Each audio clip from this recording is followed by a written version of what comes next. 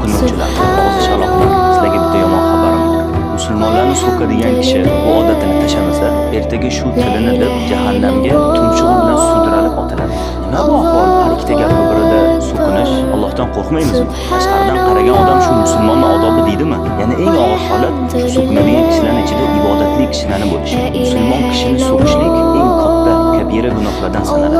Musulmon kishini obro'sini to'kish harom. Musulmonni kamsitishga, xo'r ko'rishga, uni so'kishga haqqimiz yo'q. Bu og'zimizdan chiqayotgan so'zga e'tibor berishimiz kerak. Islom bir so'zlik dini. Biz islomga bitta so'z bilan, tavhid kalimasi bilan islomga kiramiz. Bir so'z bilan dindan chiqamiz. Bir so'z bilan xotin olamiz, nikoh qilamiz. Bir so'z bilan taloq beramiz, xotin qo'yamiz. O'yin emas bu og'zimizdan chiqayotgan so'z. Rasululloh sallallohu alayhi va sallam Muaz ibn Jabalga aytganlaridek, ey holingga voy ey Muaz, axir odamlarni yuzlari bilan yo tumshuqlari bilan jahannamga tashlaydigan narsa tillari hosil qilgan narsadan boshqa nima bo'lardi? Ya'ni Rasululloh sallallohu alayhi va sallam bizga bizni jahannamga otilishligimizga eng katta sabablardan